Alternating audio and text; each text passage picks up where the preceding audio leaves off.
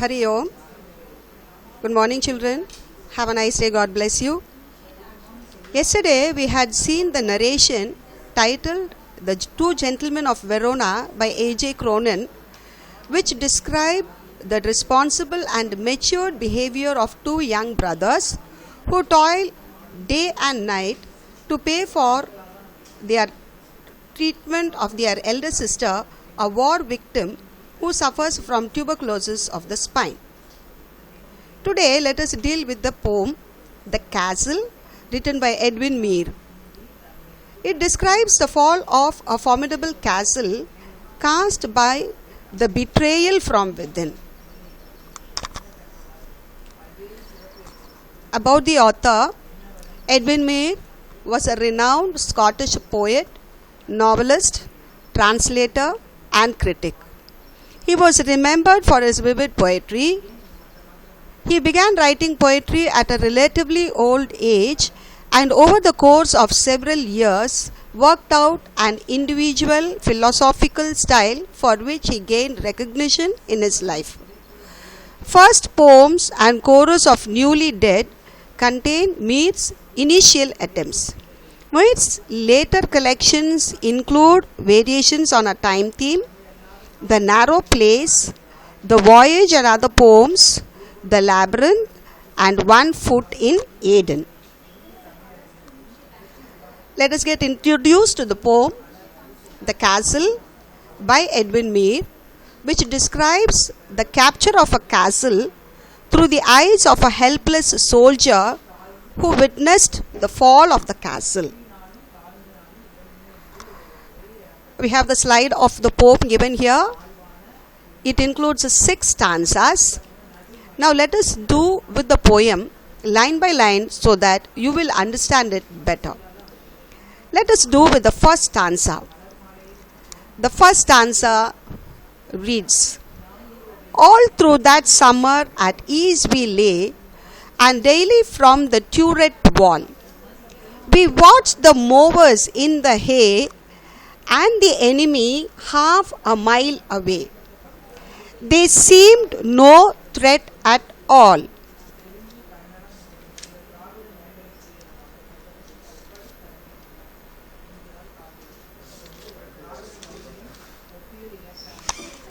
Through this stanza, the poet describes the confidence of the soldiers inside the castle.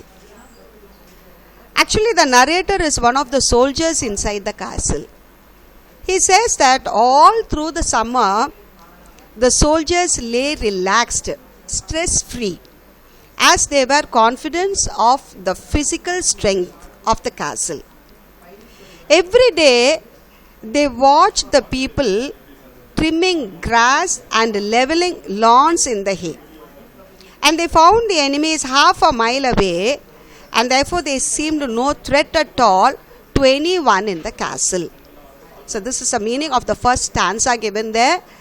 Even during the summer, the soldiers were relaxed, and through the turret wall is nothing but the tower through which the poet and the other soldiers could watch of what was happening there. The mowers here refer to the people who were just leveling the lawns, the grass there, and they found no threat at all. Now let us do with the second stanza. "For what we thought had we to fear, with our arms and provender, load on load, our towering battlements, tier on tier, and friendly allies drawing near on every leafy summer road." The first stanza says that the enemies were half a mile away and they seemed no threat at all to anyone in the castle. And through this stanza, the poet says the unfailing confidence of the soldiers inside the castle. They ask why they should fear, for they had an abundant supply of weapons and food. That is, you mean by a provender. They had enough food supply. They had an abundant supply of weapons too. They stood one above the other on their towering battlement, ready to shoot the enemy at sight. Moreover, their supporting armed forces were seen moving on every road. Therefore, the soldiers believed that they had nothing to fear and they were never exposed to danger. Through the second stanza, the poet again talks about the unfailing confidence because they had enough food supply and even the weapons there. And they also had their supporting armed forces moving along the road. Now, coming to the third stanza. Our gates were strong, our walls were thick, so smooth and high, no man could win. A foothold there, no clever trick could take us dead or quick. Only a bird could have gotten. The third stanza again talks about the physical strength of the castle there. The poet emphasizes the physical strength. The gates were very strong, it seems. Its walls were very thick, smooth, high, and no man could enter the castle, and only a bird could enter, it seems. Look at the last line given there. Only a bird could have gotten, and that also to the turret wall, which consists of small holes. The top tower, which had small holes through which only the bird can enter and no enemy could enter. The third stanza talks about the physical strength of the castle, in which the castle had very strong walls, very thick walls and very high walls, and whatever trick the enemy try, he could never get in. And through the turret wall, only the birds could have gotten. Coming to this fourth stanza. What could they offer us for bait? Our captain was brave and we were true. There was a little private gate, a little wicked gate. The wizened warder led them through. So the poet, I'll just get the link from the third stanza so that you may do better. There is a foothold from which an advanced military operation is made. So no enemy could enter even with this clever trick. Nobody could be captured either dead or alive, and only a bird could have gotten. The firm belief of the soldiers was shaken due to the greed of a disloyal warder of the castle. See, he talks about the physical strength of the castle. He was very confident that nobody could enter, but the fourth stanza brings in the betrayal nature of the soldier who was found there at the wicket gate. Again, the firm belief of the soldiers was shaken due to the disloyal warder. The wizened warder led them through. He talks about the disloyal, wizened.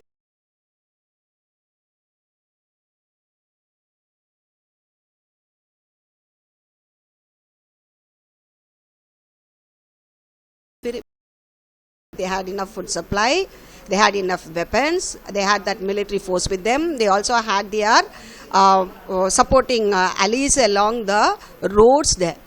But everything had gone a waste but for the wicked warder who had been bribed. The wicked warder at the private gate who led in the enemies through the gate. Fifth stanza. Oh, then our maze of tunneled stone grew thin and treacherous as air. The cause was lost without a groan, the famous citadel overthrown, and all its secret galleries bare. The famous citadel is nothing but the castle only. The castle was known for its secret galleries that was conquered by the enemies. Maze of tunneled stone.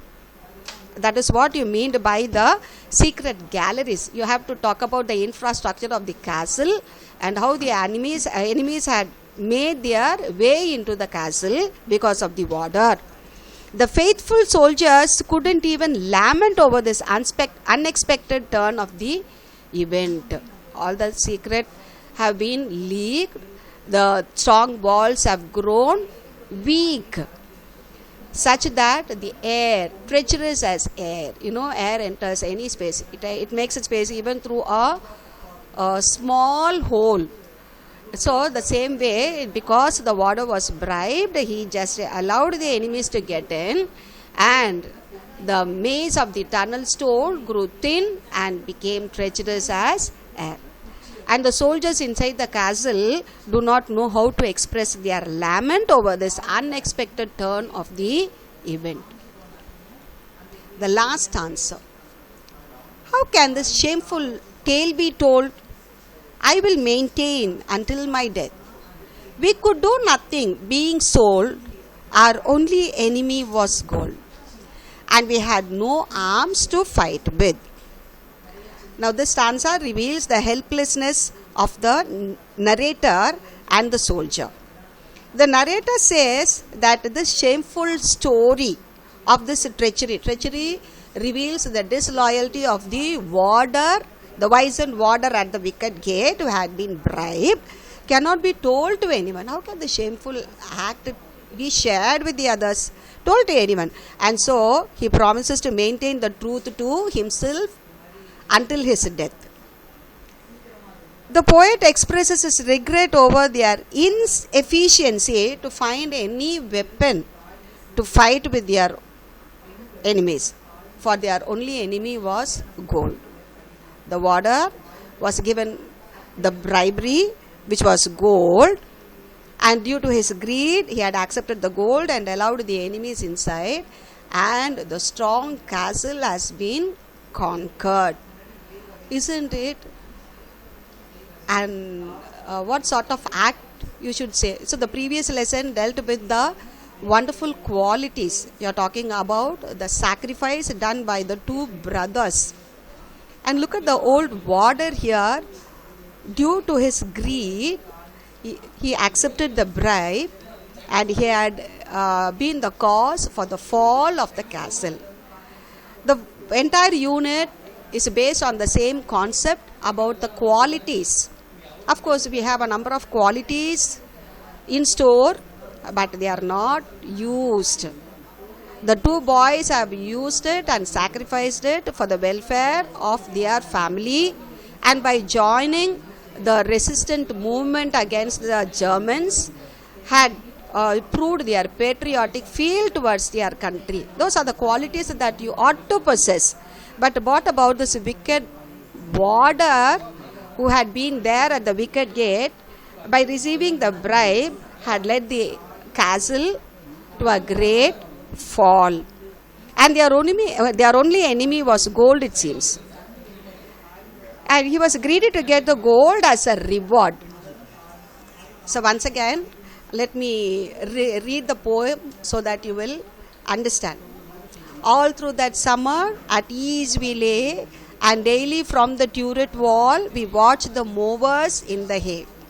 And the enemy half a mile away, they seemed no threat to us at all. See, the poem is in a very simple language and style so that you can easily understand. He talks about the nature of the soldiers who were stress-free and relaxed because they found no threat at all.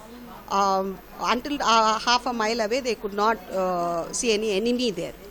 For what we thought had we to fear, because they had all such facilities, they felt that they need not fear at all.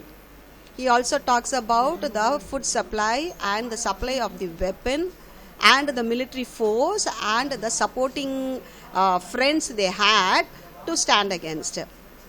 For what we thought had we to fear, with our arms and provender, load on load, our towering battlements, tire on tire, and friendly allies drawing near on every leafy summer road. Our gates were strong, our walls were thick, so smooth and high no man could win. A foothold there, no clever trick could take us dead or quick. Only a bird could have got in. Here he talks about the physical strength of the castle there. Nobody could enter the castle except for a bird, and that also only through the turret wall. Whatever trick they might do, they cannot enter. What could they offer us for a bait? So when we are so strong, what else we need? Because our captain was strong, brave and strong too. Our captain was brave and we were true. There was a little private gate, a little wicket gate. The wizened warder led them through. So everything went on fine except for the wicked warder who was just standing there at the wicket gate, and he had been bribed, and so he had allowed the enemies to enter into the castle there. Everything went on fine. The physical strength, the food supply, the weapon supply, the supporting army, the military force that was ready to fight against the enemies towering on the towering battlements, everything went on except for the wicked warder who was found at the gate. Oh, then our maze of tunneled stone grew thin and treacherous as the castle was a wonderful monument which had all Pakka infrastructure there, and the mystery had been revealed, and because of this disloyal warder, the strong castle has grown thin now. The cause was lost without a groan. And how are these soldiers to express their groan and moan there? The famous citadel overthrown. That's the castle had been conquered, and all its secret galleries bare. Isn't it a shameful act? How the poet asks, how is he to share this shameful act there? And therefore he says he would maintain it until his death. How can the shameful tale be told? I will maintain until my death. We could do nothing, being sold. Our only enemy was gold, and we had no arms to fight with. Okay, so everything went on fine except for this disloyalty nature of the author. So this is the quality that you should not possess there. Okay, he had just let the castle fall. Now, going through these key points, I think you can just understand. It's only a gist again given here so that it will enable you to understand the poem better. This poem details a past event where a soldier narrates a castle being overtaken, and it is an unspecified battle. The speaker lives in the castle where none could enter. Though the army is strong, there is plenty of food, and the castle is well guarded.